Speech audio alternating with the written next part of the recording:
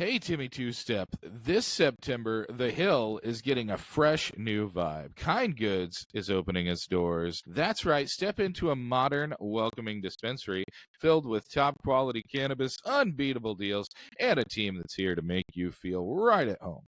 From daily specials to premium brands, you'll find something for every occasion. Make Kind Goods on the Hill your go-to dispensary. Open this month. Go celebrate. Go say hi. Go see what they have to offer. Maybe grab some Fruit Fetty Krispies while you're there. Just a suggestion. You'll enjoy it. Welcome to Greenway Audio Magazine. Oh. I'm here with Tim Pickett. Hey. And hi. We just wanted to say hi, see how you guys are doing. Check in on how you guys doing? How's your mental health? How you doing? How you feeling? You all right?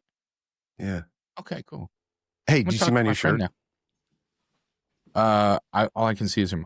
Hey, fuck yeah. I love that shit, man. Isn't that cool? Yeah, I've seen that before and I want it. Yeah, I saw it somewhere like a month ago, and this guy was like, hey, we're putting this together and we're donating the money to PBS because they don't have any money anymore.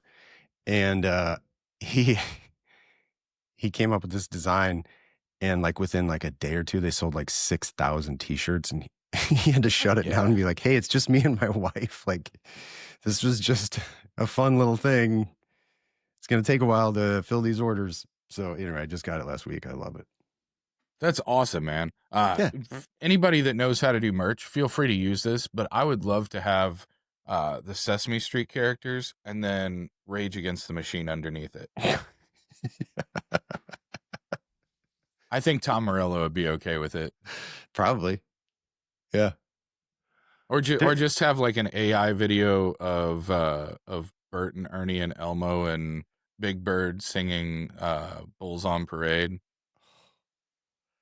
I don't think that exists. Hey, how did you enjoy MJ Unpacked? I know we'll be getting into it over the next few videos, but what a week, man. So thoughts? Full disclosure, every time I leave my house to do anything that's not related to my children, the ominous deities punish me. And so I did get the flu. It did not manifest until I was back home. I didn't get anyone else sick as far as I know while I was out there, but literally came back home on Friday, and son sprained his wrist Friday, fell down some stairs at school. Sure. So did not get to come back for Friday evening and stuff, had to go back home. Saturday was sick, Sunday full-blown fever, and so my week has been rough since then. However, that is me. That is just the way my life works. If I go do things that are for me, the deities should be punished. The deities punish me. Odin is up there just like, hell nah, bro. Too much fun for Brandon. Yeah. You partied hard until you were like 23. We've got you on a timeline. You turn 49. You get to go back to having fun again. Until then, stay in your fucking lane, daddy-o. Yeah. I had a great time while I was out there. It was so, the difference between that for me. Now there's a lot of people that partied real hard while they were out there. But the difference in that for me from a lot of other cannabis events is that I go there and I actually learn things. Yeah. I really love the sessions. They're always really informative. They have great speakers. And it's usually pretty productive as far as work. And for you and I don't know on the Curio side, I don't know on the Green Frame side, but on the Greenway Audio Magazine side, it was real productive, boys. Dude. It was real productive. We set up shop. We pirate radioed. We did. Now George did know. Shout out to Debra, by the way. Oh, Debra, she was fucking so making things happen. Oh my god. His whole team, the entire team from MJ Unpacked and Jage Media is just dynamite. Just off the chain, so good. They made us. We pirate radioed that shit. So cool. Didn't you feel like you were like kind of famous? Like the way that they were walking us around and do you need anything? And here's a table. I'm like, did they have us like confused with somebody else? So No, George always, I think George makes everybody feel that way. I think that's part of the reason that he's like beloved. Yes, I agree. But I agree. He's like the like bespectacled Flava Flav. Like he is everybody's biggest hype man. He's just amazing. Very much so. Yeah. I've never met anybody while standing next to George that he wasn't like, let me tell you how awesome this person is.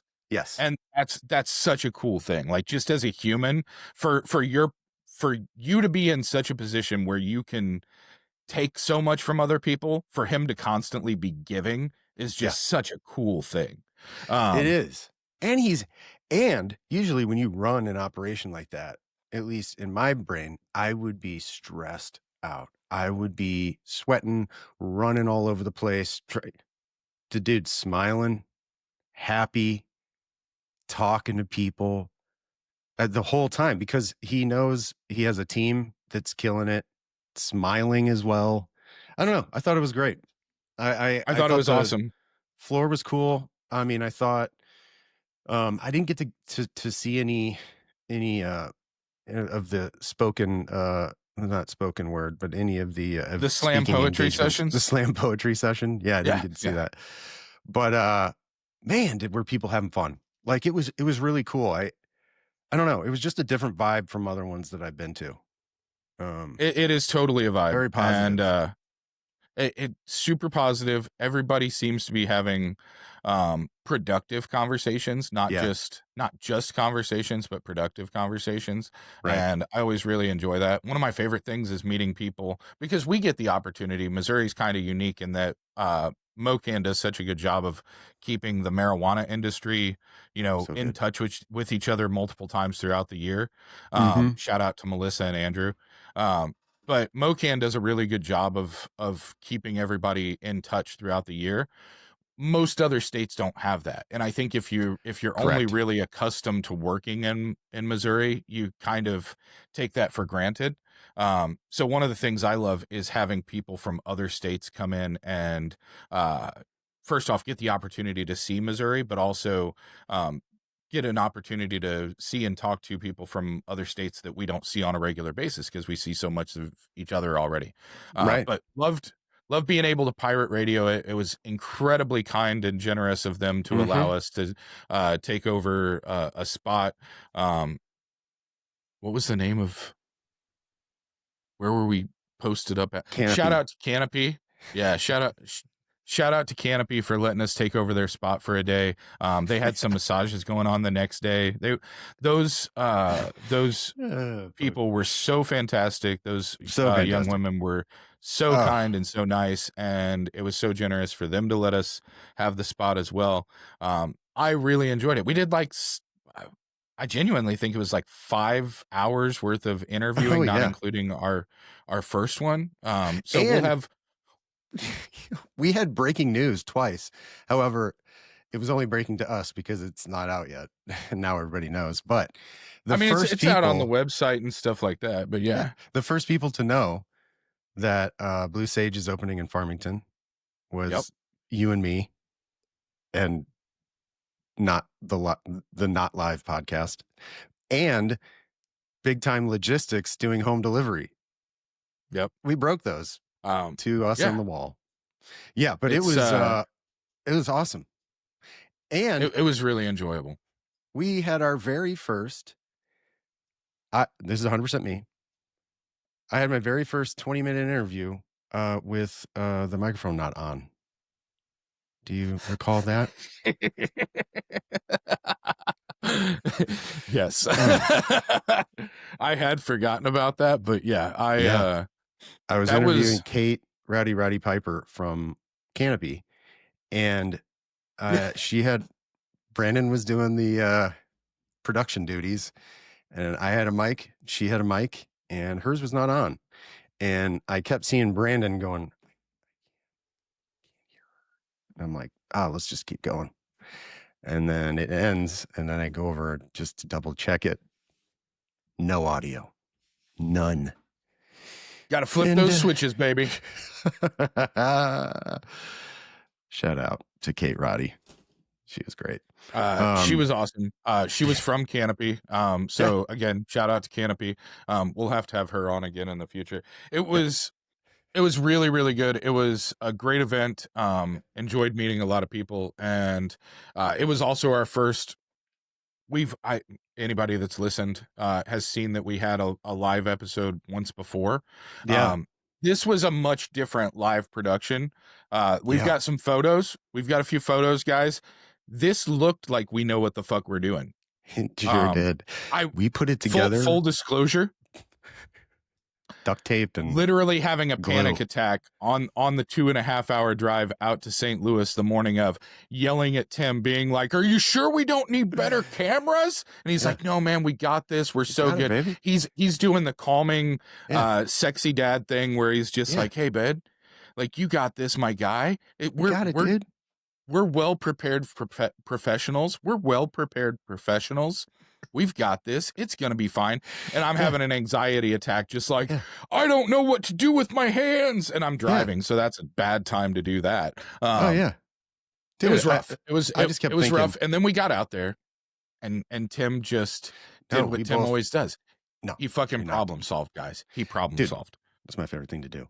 But the whole time I was like, hold on. I took 2 years of sound production in the 90s. Okay. I know what I'm doing. No, but we got it together, dude.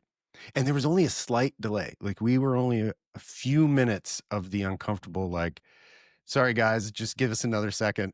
Unplug, plug in, turn around, plug in, unplug. Do you have the cord for the no, check the mic. 1 second, guys. I think we only did that for a few minutes, but nailed it. Yeah, nailed it. And to be fair, to your credit, microphones in the 90s did not have on-off switches. So that's true. That's the whole reason that happened. Yeah.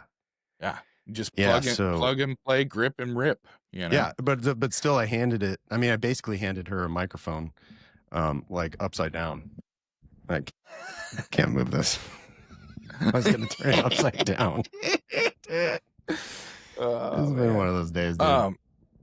No, it was fantastic. And I came back home and I got very sick very quickly. And fortunately enough for me, it was a relatively chill weekend once I got back home. Good. And aside from my son being injured, and I watched football. I laid on the couch and I watched football. And I had a brief moment of about 2.5 out of 3 hours where I had hope in my heart. And then the Bears went full Bears mode, and they blew a double-digit lead in the fourth quarter, as only the Bears can. They look so good coming out of the gate, though. I will say, and this is. I was about to just flat out fucking lie to everybody. I was going to be like, this is the only time I'm going to talk about the Bears all season. No, this is not going to be one of those conversations like the Cardinals where we're like, oh, we'll talk about them all the time. I'm probably going to bring this up because it affects my mental health. The Bears and Caleb Williams, the statistics for his first game in the Ben Johnson offense versus Jared Goff's first game in the Ben Johnson offense. Careful. Caleb Williams did better. Williams did better statistically. Like, they're very, very similar, but every one, Caleb Williams has a slight edge. No interceptions, like a 10-point higher QBR. I think he had like three more completions and stuff like that. The fact that Jared Goff was so successful in that offense, to me, gives me a lot of hope. I will also say, our top 3 defenders were out, guys. Our top 2 cornerbacks and our top linebacker were all out. Yeah. And so it's going to work out. It's if you tell me that we're going to go toe to toe with the Minnesota Vikings on Monday Night Football, and granted, JJ McCarthy, rookie quarterback, he's only going to get better throughout the year. I know. But you tell me that we're going to go toe to toe with the Minnesota Vikings, and we're going to have our top 3 defenders out on injuries. Not bad. And we're going to carry a double-digit lead into the fourth quarter. Not bad. I'm gonna be okay with that. Now, Yeah. the last football statement, and you're an NFC North guy, you're a Lions fan. So I won't linger on this too much because it was, I think it was brutal for everybody that doesn't reside in the state of Wisconsin. Holy shit, was Micah Parsons just amazing. Okay. That's the opposite of the Herschel trade for the Cowboys back in the 90s. I know. Holy cow, did he look just wow. He did. I cannot stand the Packers, and I cannot stand that they got better, but Same. oh my God, did he make them better. Holy cow. Yeah. They instantly looked like the best team in the league. Okay. Yeah. So luckily, as you know, I was in a real spicy mood on Sunday and I ended up working sun up to sundown, which is the opposite of what I wanted to do. I really wanted to watch football all day. I couldn't wait. And then I tortured myself and decided to work. But I did it on purpose because 2 minutes into watching the Detroit game, I thought, this is not going to go well. And I can't deal with it right now. So I went upstairs and turned off all football and just plowed through work while hearing my son go, "Oh, come on," like for 2 hours. And I just knew it was bad. And you had the opposite Sunday that I had. you knew within the first 2 minutes that it was going to be. Can't mentally handle this right now. My Monday was like, first 2 minutes, I was like, oh my God, are we good this year? Right. And oh my God, it looked and felt so good for so long. Just marching down the field, touchdown. I was like, great. Now the Bears are good. This is even unbelievable. And here's the thing I truly believe about Detroit. I think they're so much better than what we saw on Sunday. I think that because here's the thing.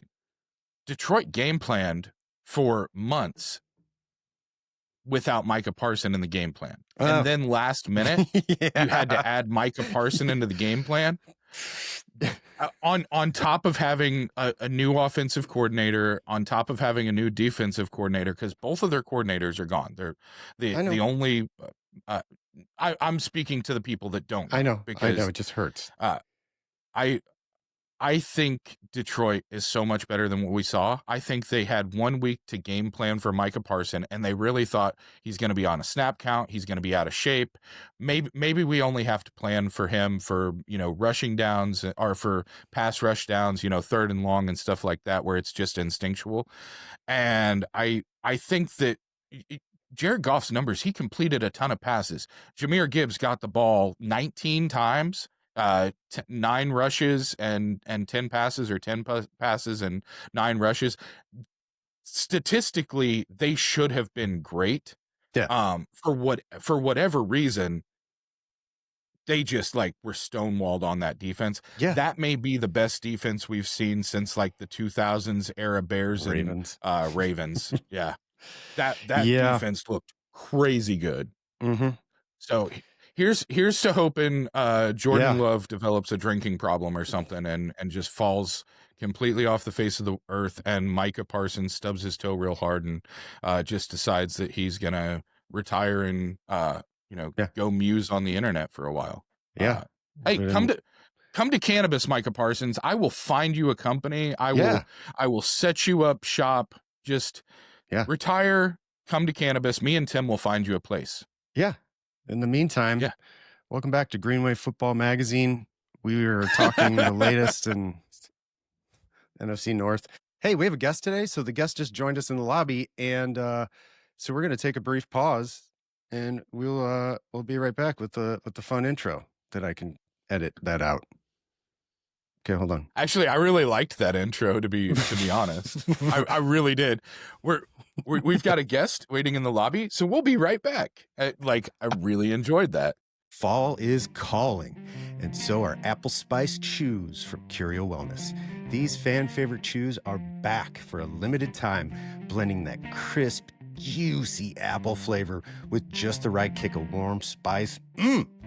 They're basically autumn in an edible. Whether you're apple picking, peeping at some leaves, or just posted up on the couch in your hoodie with a football game on, that's what I'm talking about. Apple Spice Chews bring the flavor and the fun to every fall moment. And this year, Curio's got something new. Get ready, baby. The 1,000 milligram pack.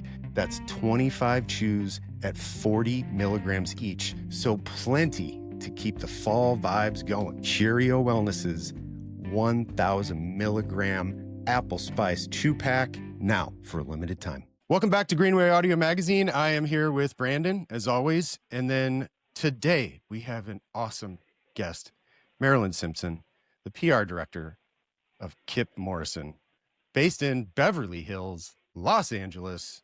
Welcome to the show. Thanks, guys. Did you say Beverly Hills, Los Angeles? Beverly Hills, Did you just California. City?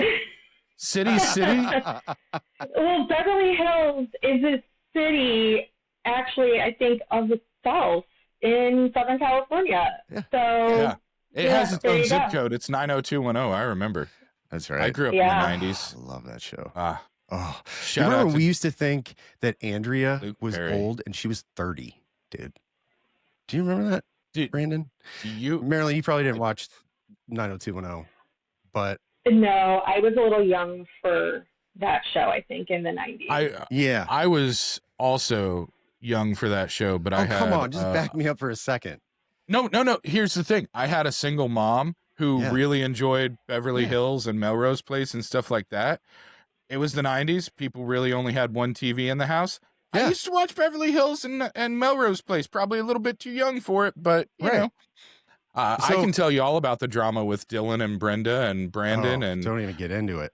But Marilyn, right. so it was a show based around a high school in Beverly Hills. Oh, no. I know like Yeah. about the show and like the Yeah. premise and Yeah. Aaron Spelling and all that. Yes, totally.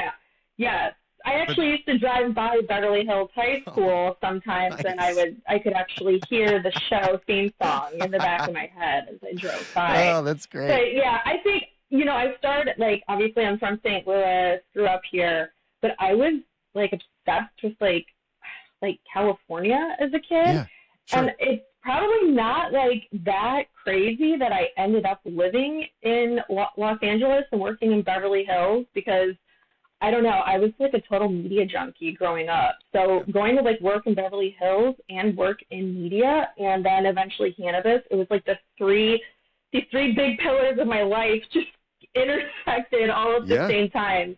It was pretty crazy. Yeah. That's great. Hey, So Kip, you are from Let me St. take Louis? this one real quick.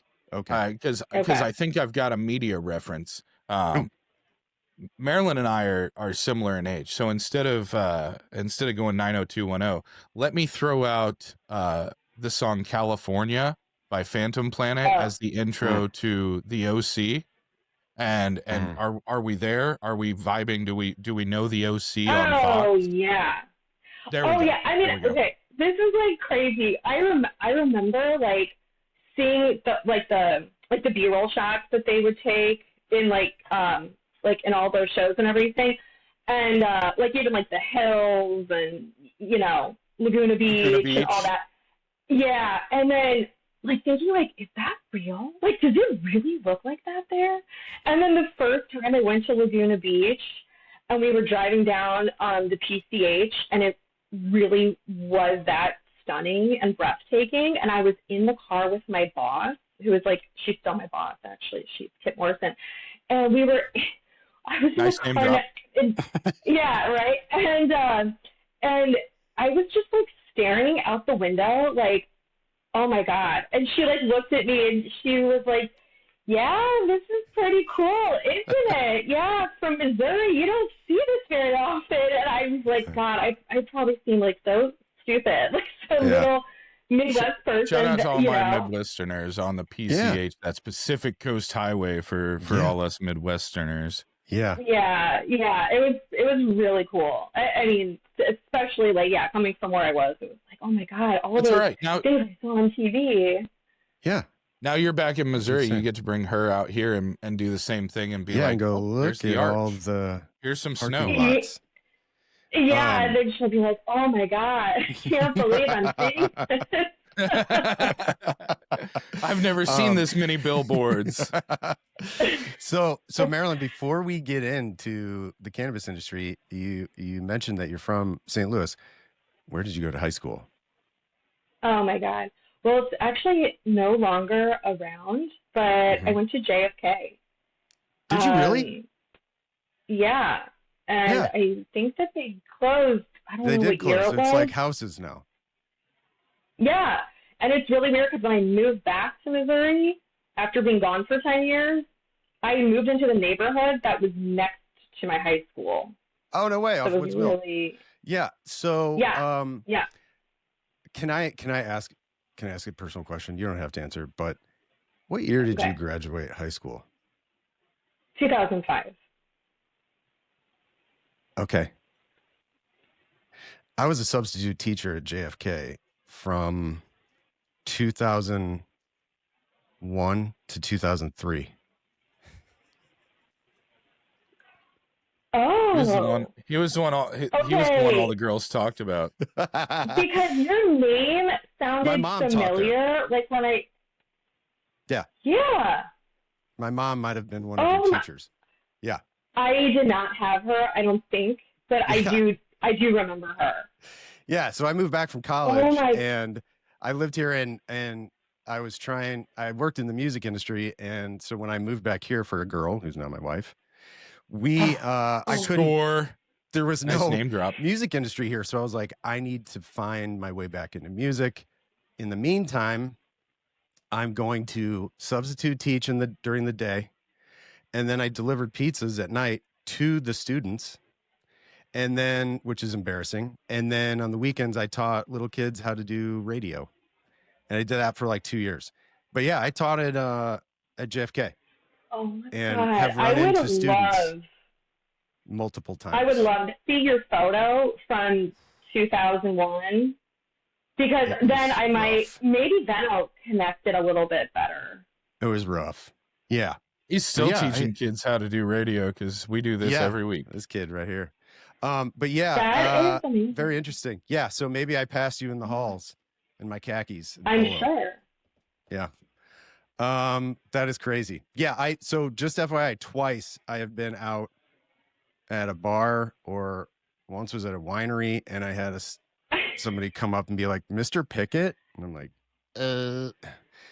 yeah. So, that has happened twice. Shortly thereafter. It was very embarrassing. Did you gel your hair a lot back then? Probably. Yeah. Yeah, probably gelled my hair. Probably I think some if I saw a photo, he was definitely the cool sub. Yeah, he was definitely the cool sub. He had like puka shell necklaces and open-toed sandals, and was like, "Hey guys, listen to me play an acoustic guitar at a bonfire." It's okay. It's okay for us to hang out because I'm only a substitute teacher. Okay, not to like totally bring this down, but speaking of time frames, I was teaching when I don't want to say teaching. I was substitute teaching at Kennedy when 9/11 happened, which happens to be the anniversary today. So that's I when always I think started. about I think about that every 9/11. Like it's like my mind suddenly like time travels back to that day. Yeah. Being at school and what that was like. Yeah. So we were at the same place. Crazy. On 9/11.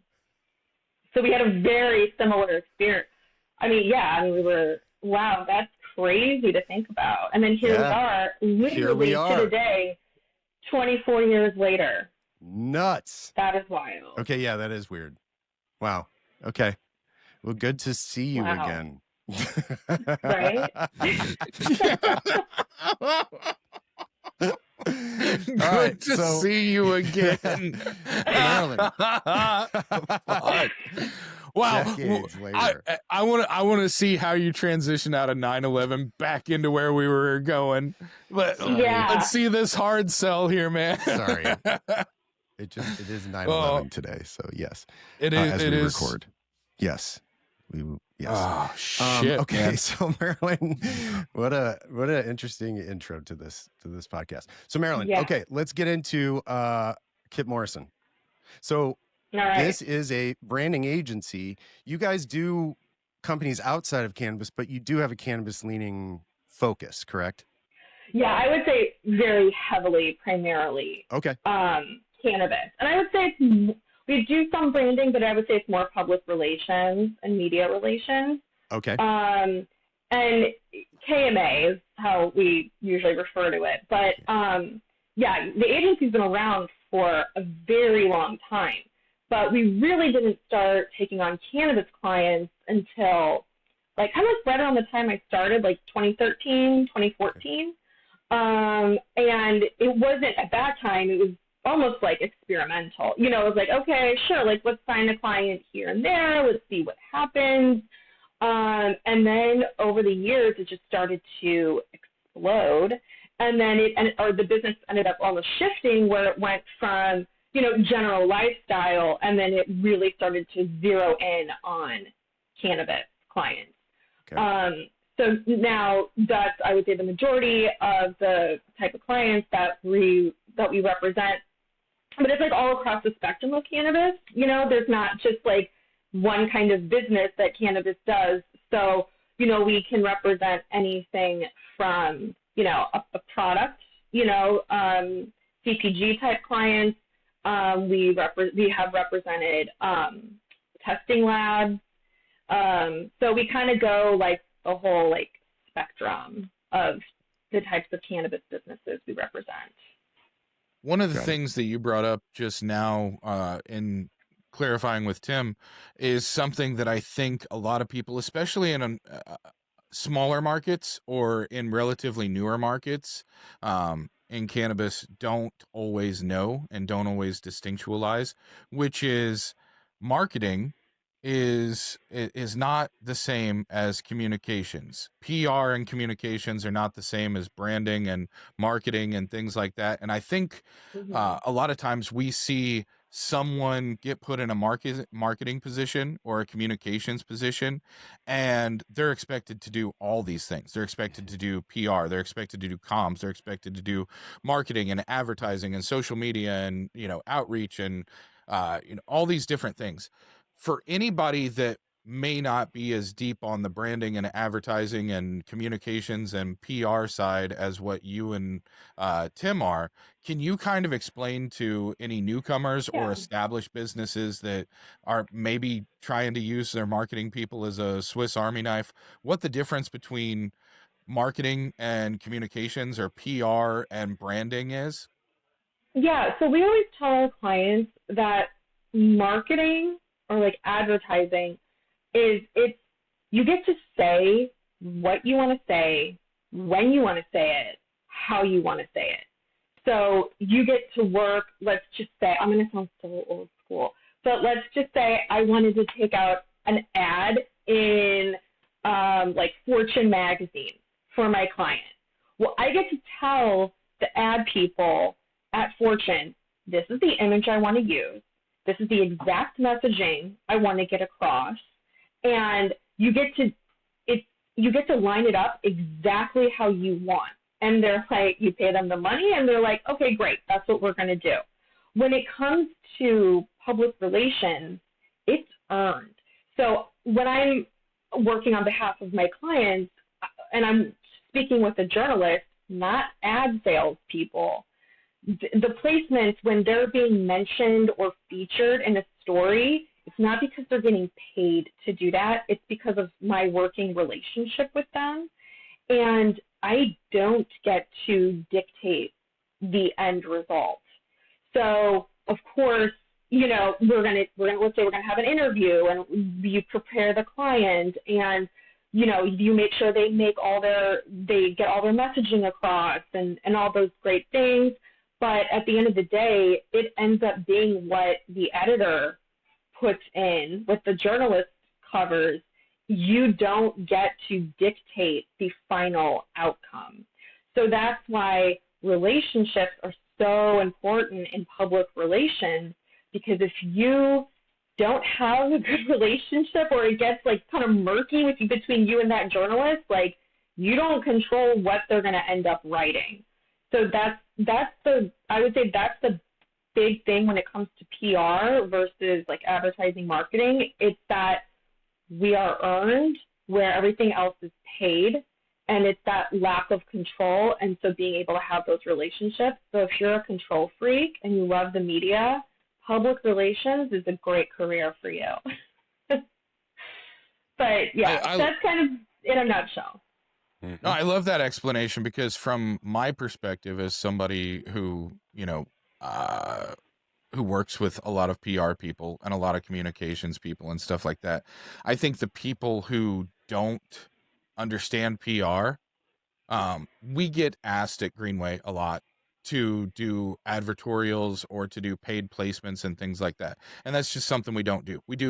You can do an ad buy, you can advertise with us and stuff, but we don't allow people to pay to run an article, run a press release, or anything like that. We run all our press releases for free. If you send it over, it has to be attributed to you. And if you're interested in doing a contribution, we have certain rules on how you contribute, and it has to have value outside of just your product. It has to either create conversation or be informative outside of just what you have to pitch. But we take in all of those things without payment for them, because we want to help people. We want to help the industry, especially with cannabis and stuff.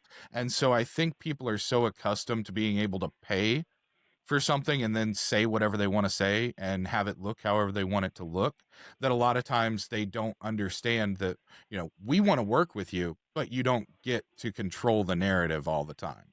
Right. Like, I've even had clients, I mean, I've been doing this now for 11 years, so I've seen a lot. And I'll have clients that will say, okay, well, before the story gets published, I need to review it and then make changes as I see fit. I'm like, oh, no. That's not how this works. Like, there are times where, yes, you can read through the story before it gets published, and if there are factual inaccuracies, they will change that. But if the client reads the story and they're like, you know, I don't like the way they describe the product, I'd rather than use a different word, that's out of your control. Like, you cannot dictate that. There's freedom of the press. They can, you know, say, as long as they're being factually accurate, it can go to print, you know. So that's something that oh my God, this earbud does not want to stay in place. Sorry about that, guys. But there are times where I've had to explain that to clients where, no, like, you are not going to get to read the article before it comes out and edit it. That's not how this works. I messed up really early on because I allowed somebody to do that one time, and they were like, hey, can we read it? Like, can we proofread it? And I was like, yeah, absolutely. And they're like, oh, we don't like this section, this section, this section. I was like, I'm not gonna rewrite it. Like, we're not gonna rewrite the entire thing. And they were like, well, what can we do? And so I was like, well, you guys can rewrite it, and it can just be, you know, a contributed piece about your own thing, basically a long form press release. And that was the last time we really did that. Now, I will send it over to people, and especially if we're having a conversation and I use quotes and stuff like that, what I've learned over the years is that a lot of people don't understand how their spoken word in the context of conversation will translate to whenever it's written down and it's just that quote. And so I've gotten in the habit of sending it over and being like, hey, you can review the entire thing. If you want to change the wording of your quote a little bit to where it flows a little bit better and aligns with what you meant, totally okay with that. You're not allowed to change anything else. I'm not changing anything else. But I think a lot of people just fundamentally don't understand the difference between communications and public relations. And the way I've always explained it is public relations is your opportunity to get your voice out there and to get your face, your brand, your product, whatever out there without paying for it, but you also don't control it. Communications is your opportunity to say, hey, we had a recall. Here's what we're doing to fix that. advertising and marketing is, we're going to build a brand. Here's how we're going to present it to everybody. And if you break it down that way, it's a lot more understandable why some people that are really good at A aren't good at B and C, or people that are really good at C aren't good at A and B. And I think companies a lot of times miss the mark on thinking that just because you're really good at creating a brand, and just because you're really good at creating an identity for something, and knowing, how you want it to look and how you want it presented, means that you're going to be able to handle a crisis, or you're going to be able to, reach out to someone and say, hey, this is what we'd like to talk about. But obviously you're going to have your own questions and things like that. Can we kind of not control, but scope out what we're going to be talking about ahead of time? Because nobody likes to be bombarded. Nobody likes to be surprised. You think you're going in to talk about, your newest cannabis product, and all of a sudden they want to talk to you about the CEO scandal from 3 weeks ago.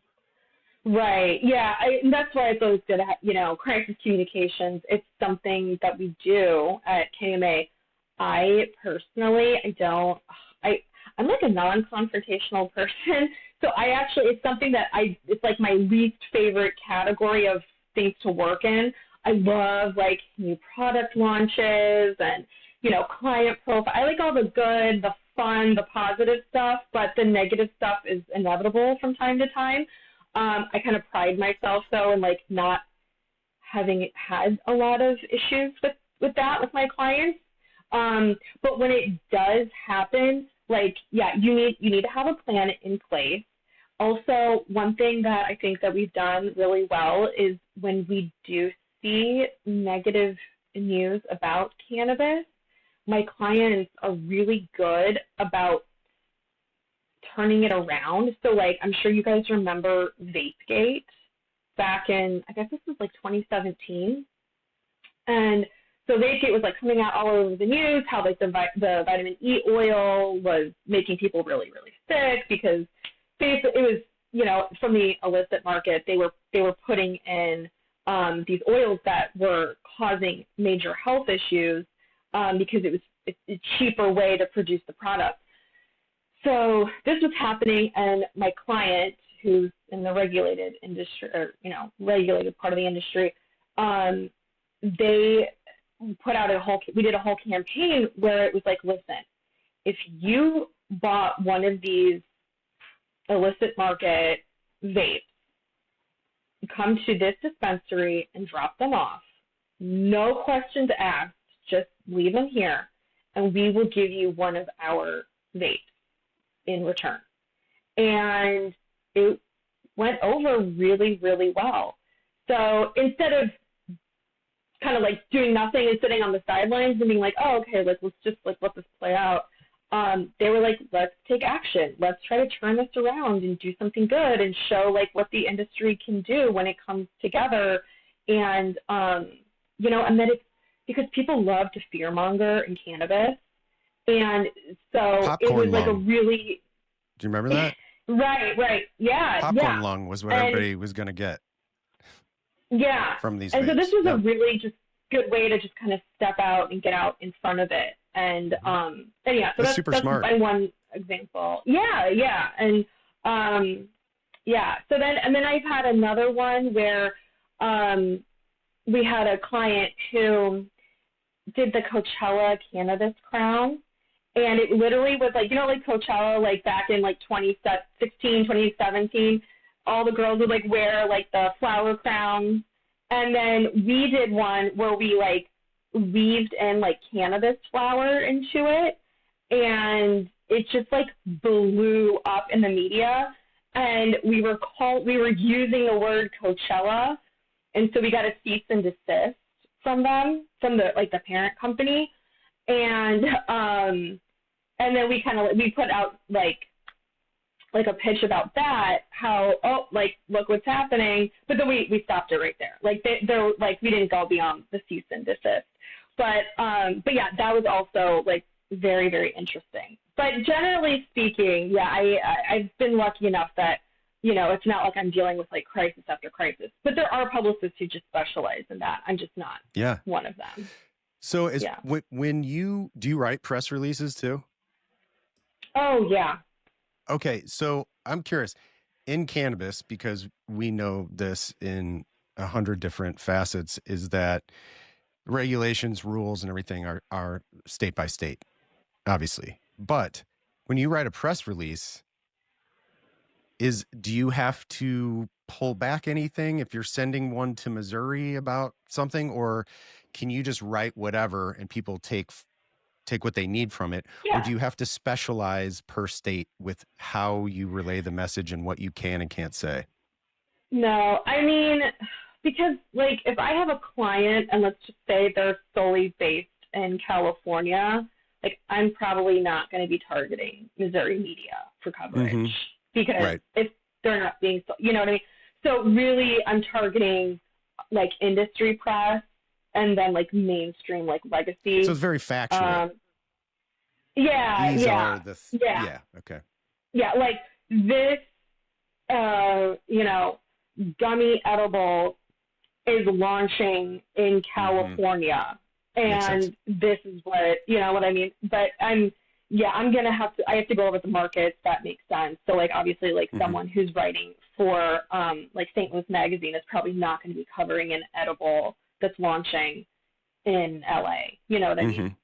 Right. Got it. Okay. Yeah. Yeah. Now, I will say that in my experience, we get, because of the number of MSOs and stuff that have really blown up over the last few years, we get a lot of press releases for products that are multi-state rollouts, or we get press releases from MSOs because they operate in Missouri and other markets and stuff like that. And really the only thing that sometimes occurs is that they'll put in pricing information where, in some markets you're not allowed to put out pricing information, or they'll put in, some kind of picture image that's not allowed in a certain market. Missouri over the last couple of years has been a lot better about press releases and stuff. But the big thing that we run into, which again, this is the difference between marketing and PR. We run into a lot of MSOs that you want to recycle their imagery from other states. And we have restrictions on, you can't use fruit, you can't use animals, you can't use certain things. We used to have a restriction on using people. Now it's the technical wording of it is artistic or stylized versions of people. Which basically means you can use real people, but you can't use cartoon people or all this other stuff. And so if you go through and look at national campaigns, there's a lot of stuff in other states that you can't be used in Missouri. And there's a few things in Missouri that people are kind of right on the line or maybe a little bit over, as far as the imagery and stuff that they're using right now. But as far as the communications part, from my experience, most of it is so straight down the line. This is what's happening. This is where it's happening. These products are available here, that even if we run it in the Missouri market, since it's about another market, it applies to the information that the people are wanting to get, but we don't really have to worry about the compliance aspect of it most of the time. Right. Yeah. And it's also when you said this, it also makes me think of just going into dispensaries in St. Louis versus when I used to go to dispensaries in Los Angeles. When it comes to like the imagery and what can be shown on like the packaging and the branding, I mean, it's almost like there almost is like no branding in a way compared to what you can get in California. Like in California, if you get like let's just say, like, I don't know why I'm just using gummies as an example a lot today, but let's just say you get like a little box of gummies, and they'll be designed so beautifully. It'll have like, flowers on it and like all this beautiful writing and these colors, and it's so like aesthetically appealing. But then you go to a dispensary in St. Louis and there's none of that on the packaging. And that was really kind of different for me to see. I also used to live in Utah. So after I lived in LA for 6.5 years, then I lived in Utah, in Salt Lake City, for 2.5. And then moved back home to St. Louis, and I've been here for 2 years. So when I was in Utah, that's a medical market. So that was very different going from like LA, California, where it was, recreational, and then going to a medical market, seeing the difference there, and then coming to St. Louis, that is recreational, but seems to have a lot of kind of the similar medical regulations as like the Utah market, for example. So that's been really interesting to see, where like I have been in dispensaries here where they're really well done. They're really like beautiful dispensaries, but similar to LA. But then like the packaging though, that's kind of like what I guess the buck stopped, where they were like, whoa. You can have like a beautiful store, but your branding, like that, then we've gone a bridge too far, which is very interesting to me. Yeah, it's go ahead, Brandon. Have you hopped the border and seen the stuff in Illinois dispensaries and compared it to Missouri dispensaries? No, last time I was in Chicago, it was like back in May, and my husband went to a bunch of stores, but I did not. I hung back. So I didn't get to go and like make my assessment then, but I do want to try to go to next time I'm in Chicago, because we go there quite a bit. I have family there. So next time I'm in Chicago, I do want to go and check it out and see what the differences are. Yeah. It's interesting. I work for an MSO, and so it's difficult on the branding side because now you have asset folders for every state. So our packaging in Missouri is different from our packaging in Maryland, different from New Jersey, different from New York. So it's tough for press releases. Like Brandon said, we can just tell people about the product and the milligrams and the flavors and that kind of stuff, but we can't really show any visuals outside of our logo and, something very minimal, because everything's so different in every state. So that has been, the imagery has been very difficult. That is for sure. Yeah. I just miss it. I'm just such like a visual person. So I used to love going to dispensaries and just like seeing all the branding and just like what everybody's like artistic or creative take was, and getting to see all that, and then like kind of seeing how that process like evolved over the years, how much better it got, and then coming here, and then it was kind of like, oh yeah, you don't really get to see that. You don't really get to see any sort of evolution. But I don't know. You get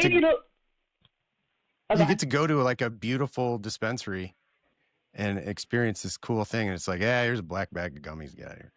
I mean, not that experience, but you leave with very boring, solid colors, and it is disheartening. And coming from the creative side, so when I was working at a branding agency in 2018 when medical passed, I literally got all the brilliant minds of this creative agency together, and I was like, let's start working with these cannabis companies. Man, we have so many talented minds here and big brains.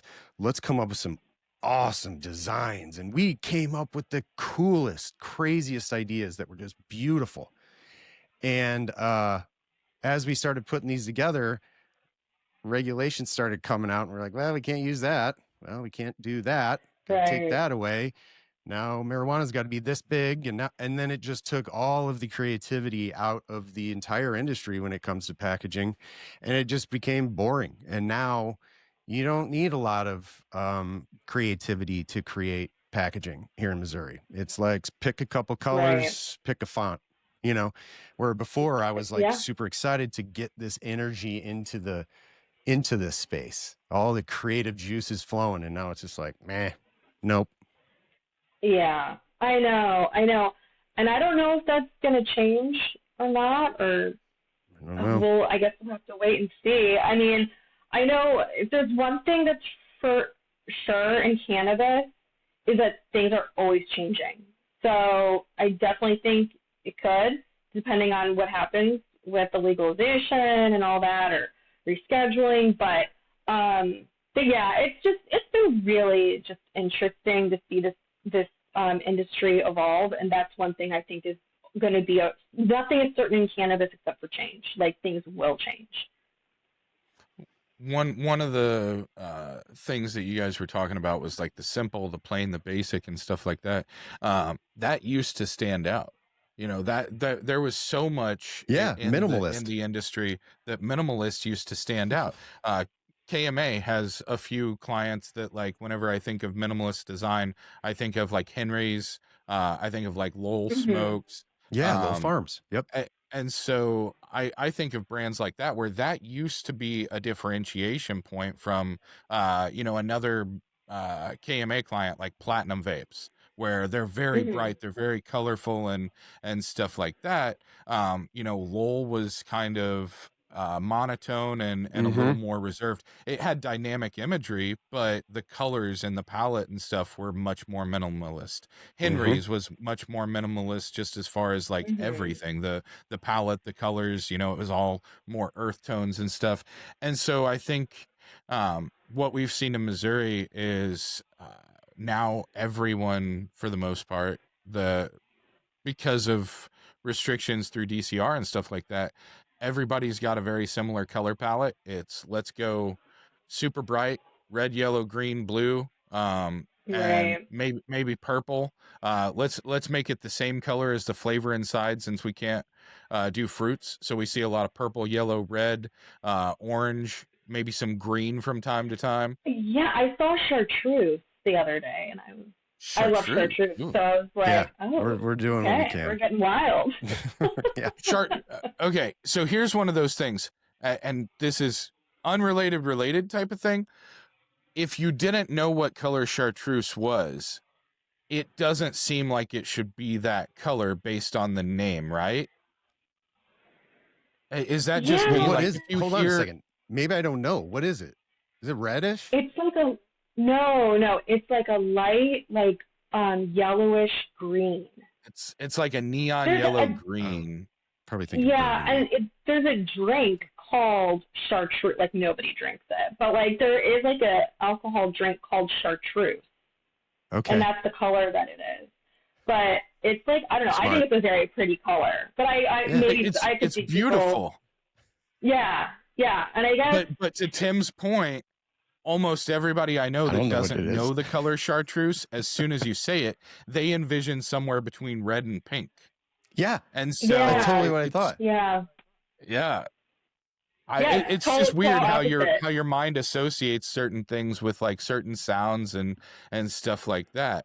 Whenever you, I don't know, that's always stuck with me. I used to have a whole bunch of examples of similar things to that, where words sound like something to you, and if you don't know, you would assume that they mean a certain thing or they look a certain way or whatever, and they're not. They're the complete opposite. And Chartreuse has always been that for me. Every time somebody says it, I envision like pink or red in my head, even though I know what color it is. So yeah. What's the purpley? What's the purple color that has a periwinkle? Lilac? No. There's every time I heard, like, I literally just figured out what the color is, and it's purple-ish. And every time I heard it, I'm like, I don't know what that means. Mauve? Maybe it's mauve. Yeah, it might be mauve. Okay, so fun fact, I speak Greek, and in Greek, you say purple, mauve. Get out of here. Isn't it? Okay, yeah. And that's what it is. But I guess where did you learn Greek? My mom's family's Greek. So we grew up in a house where we spoke Greek or heard a lot of Greek. Yeah, but mauve is it's like a gray purple. So I guess that all makes sense. Okay. Yeah. I do not it's a Greek word. Huh. I do not speak Greek, but I. That's funny because I was like, where did you? Because I recall going back to the school days. I recall substituting for a Spanish class one day, and I took Japanese in high school and college. So I was teaching the class Japanese during Spanish class at John F. Kennedy Jr. High School in 2002. During Spanish? Wow. During Spanish. Way to really get those kids to like fuck up on the next quiz or test. And I was like on the board. This is how you say hello. Yeah. Sayonara, That's really senora.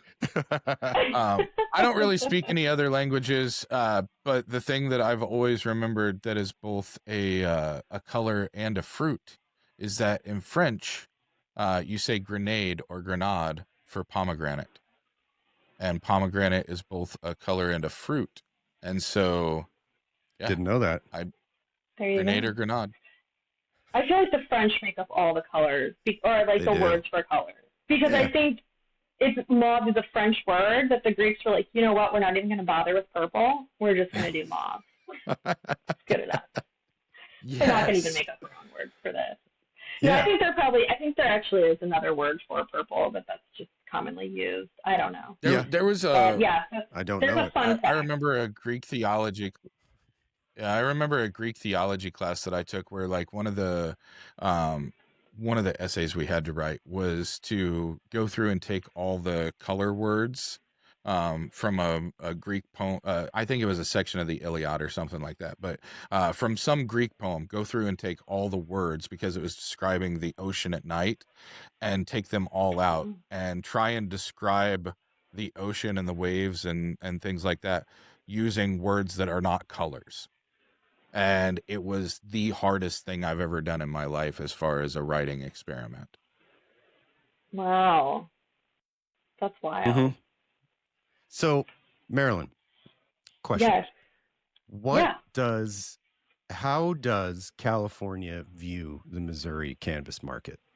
Is it silly to them? Are they a little kid compared? Or are they like, hey, they're kind of new, but they got their shit together? Like, how do I they think, view Missouri? well, they're calling the California market, like, I know this is a big, buzzword last year, but they were calling it like the extinction event because of all like the regulations that were getting put on the industry. And everybody, well, I don't want to say everybody, but it's like, yeah, like the Missouri market seems to be like the opposite of that, where it is one of those few markets that does have their shit together, that does know what they're doing, compared to these other markets that seem like they're like on the brink of collapse. Mhm. I mean, like California, I don't know, like it's just they got a lot I think that they need to fix with their market, but it seems to me like Missouri is kind of been watching what everybody else has been doing and making sure that they've been cherry picking the good out of those other markets and then trying to avoid the pitfalls that those other markets have fallen into. Yeah. Mm-hmm. Yeah. So I don't think that, the California market is like looks down on Missouri at all in any way. I mean, if anything, it seems more like it's more of a land of opportunity than anything else when it comes to cannabis. And I don't know if you know this or have seen it much, just being back in Missouri, but in the cannabis space here, I've seen a lot of other markets. So has Brandon. And this is a topic we talk about a lot. We like each other in this industry. Like when I work for Curio Wellness, when I see Amaze or Vivid, doing something cool or having a new product or expanding, I'm like, hell yeah, that's awesome. Because that's helping everyone here. I've been to other markets where like dispensaries don't talk to each other. Bud tenders hate each other from other dispensaries. Brands can't stand each other. When we have a party here for like a brand launch or product launch, everyone's invited and people are high-fiving and nice to each other and everything. And it's so weird to go to other markets and realize that's not typical of other markets. Here, it's just, I'm sure there's some stuff here, but overall, people enjoy each other and have a good relationship. And I think that is one of the underlying reasons of why it's been a success here. Yeah, for sure. I mean, I don't know. I guess my lived experience is a little bit different. Like when I in California, like I didn't really feel like a lot of animosity between brands or anything like that. I mean, I worked with a whole tons of them. You know, and I'm speaking more now like when I was physically in LA. So, you know, I would go to lots of events and meet tons of people in the industry. And I don't know, I feel like it always felt like it's very small in a way, like everybody kind of knows each other. I found that to be very true.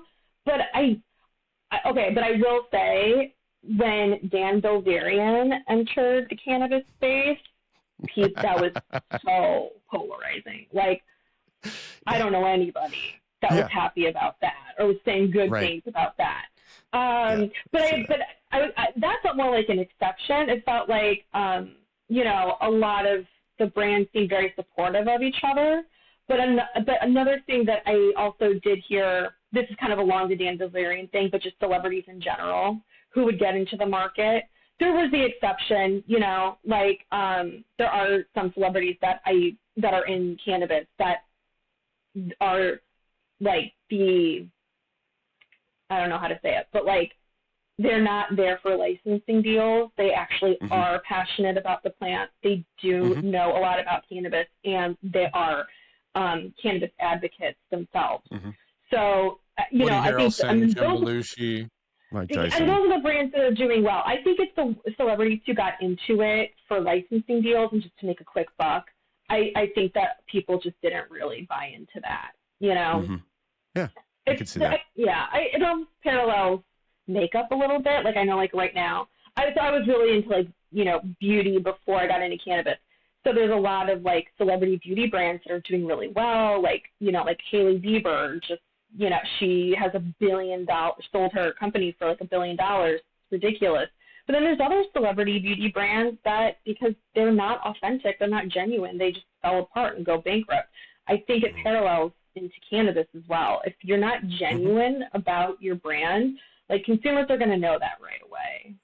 So yeah, I think that's most things, right? I think the things that are most successful in life are the ones that are authentic, because the difference between whether it's cannabis, whether it's alcohol, whether it's makeup, whether it's you know, cars, whatever it happens to be, I think the difference between the brands that have long-term success or the ones that have staying power and the ones that fall by the wayside or don't get to where you expect them to be, because even with the name recognition and stuff, is the authenticity aspect of it. Because if you care about the thing that you're producing, if you're a cannabis advocate first, if you're you know, a really big makeup connoisseur, and you know what this does, and you don't like an oil base because it does this, and you care about the quality of ingredients.